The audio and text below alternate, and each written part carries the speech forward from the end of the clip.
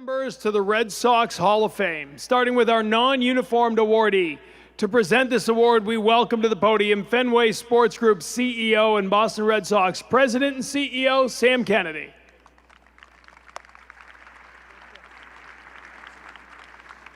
Thanks, TC. Billy, congratulations. Congratulations to everyone from the 1967 team.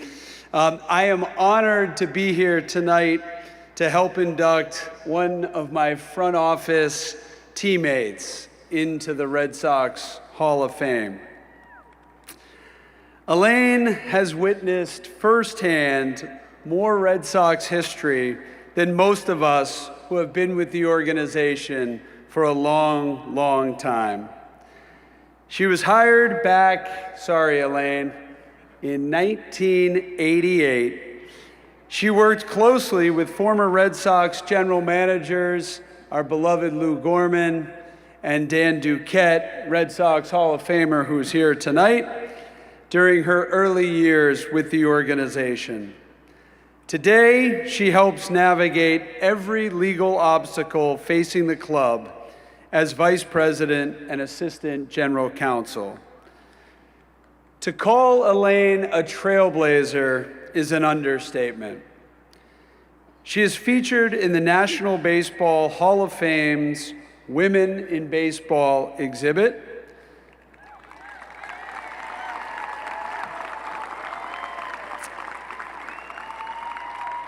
And if that isn't impressive enough, in 2021, Elaine was chosen by Massachusetts Senate President's Office as one of 90 women of color featured in an exhibition at the State House.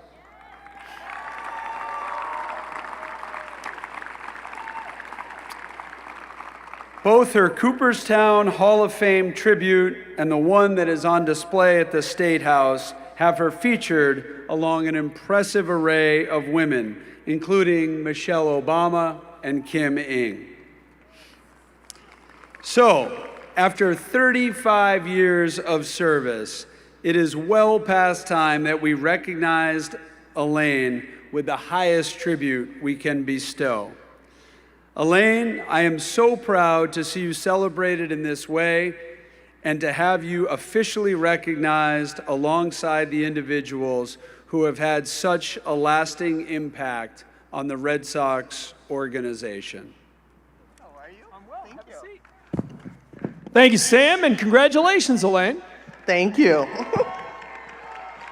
It's funny, I was thinking watching the video, most people in baseball, most people in television get started as an intern, right? That's sort of where you learn and as I always say at Nesson, we made a lot of great accountants, right? You spend 6 months in our internship, they go running for real money and real hours.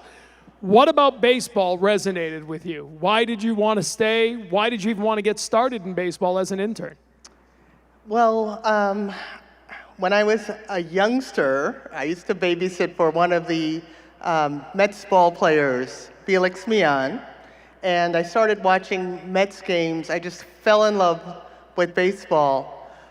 When I was graduating from high school, I learned about a Jackie Robinson Foundation, not internship, a scholarship to St. John's University. And I had never known that there was actually a career in baseball. But once I found out about that, that's exactly what I wanted to do. When the opening with the Red Sox became available, you reached out to Jackie's wife, right? And you had a conversation with Rachel about what it would be, looking for advice. Why her, and what was that conversation like? Well, she served as one of my mentors. And when the Red Sox reached out, I had never been to Boston, but I had heard people who were concerned about the racial climate, things like that. So I wanted to feel comfortable coming to Boston. So I talked to her about what my concerns were, and she said that she would reach out to the Red Sox, and she talked to John Harrington about what the position would be. And when we reconnected, she said, Elaine, you really have to do this. We're glad she told you that. So am I. You were named Assistant General Manager in 1990, the first female, just the second person of color to rise to that point. Did you realize at the time what a trailblazer you were? Did it ever occur to you that you were going where other people had not been able to go? I was aware of it, but I knew that I had to do well in the position, so I just was very focused in learning, what I needed to do to help Lou as his assistant GM, whether it was with negotiating player contracts or drafting contracts, rule compliance, those sorts of things. It was a new position with the Red Sox, an assistant GM. But I was very fortunate that I was approached to do it. Mrs. Yockey told me that she was fully behind me, so I was really excited about it. And yes, I did know that in that environment that it was a big deal, but I knew that I had to go and do my job the best that I could. And you certainly did. What was it like working with Lou, working with Dan? Dan, of course, inducted into the Hall of Fame last time we did this. What did you learn on that side? Because it would have been easy to stay on the legal side. You got involved in team construction. You got involved in building a playoff contender. What did you learn from the GMs, and what was that experience like? Well, they included me in everything. I would attend coaches' meetings, and I was involved with signing, Frank Rodriguez, working with our scouts to get that done. So it was very inclusive and a supportive role that I had. Both Lou, who I've been thinking about a lot since this happened, and Dan were very supportive of me and my success. You're wearing one, you have 4 World Series rings. I do. What was it like balancing the duties of the front office, the work you had to do, with being a fan, with being a baseball fan? Well, being a fan is great. There was a lot of work to do, so that was my focus. I enjoy baseball as a fan, but I know that I had a duty to the Red Sox to do whatever I could to support them and contribute in whatever way I could to making things run well. Working in 5 different decades, really, right, with this team. Sorry, I'm old too, don't worry. You're one of the few people, there's a lot of people around here tell me they've been here a long time. I'm like, yeah, I've been here since 95. You've been here for a long time. And in baseball years, that's like dog years. That's like 7 years for every year, so I can't do the math. Absolutely. But when you're around it that long, right, you put in the roots and you become part of this. And we talked with Billy Rohr about it a minute ago, the sort of 1967 creating this, but we've seen it now, the 4 championships, the duck boat parades, the golden age of sports. What has it been like? How proud are you to be part of the builders that put that together? Well, I don't know, this is a very special place. I love working here.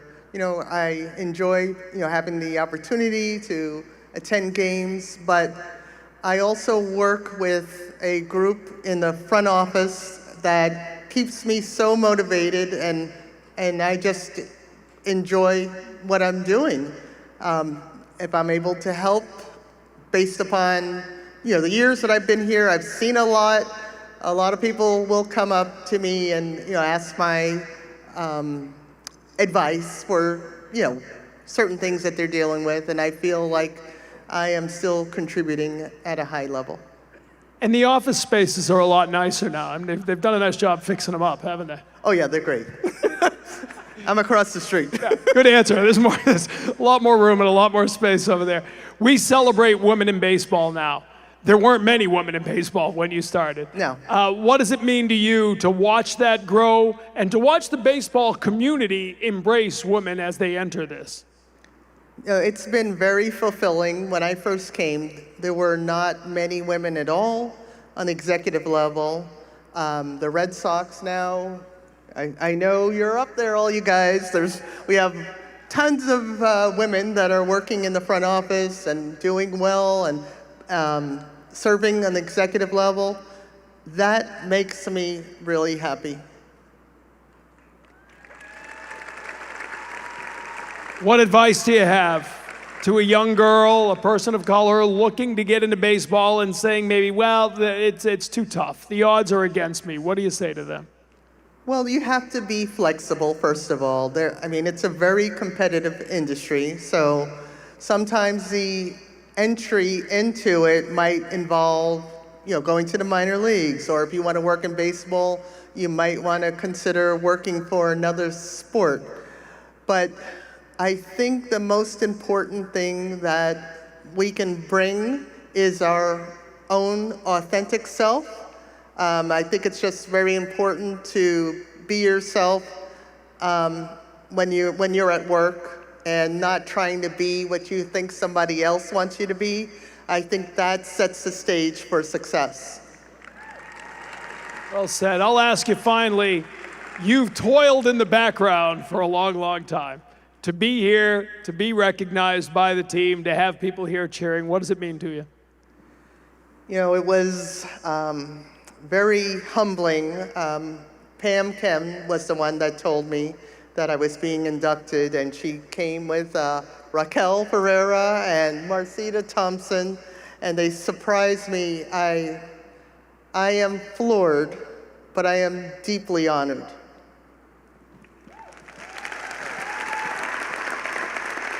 We're so happy to have you here tonight. Congratulations, Elaine. Thank you so much. Elaine Weddington Steward, a member of the Boston Red Sox Hall of Fame.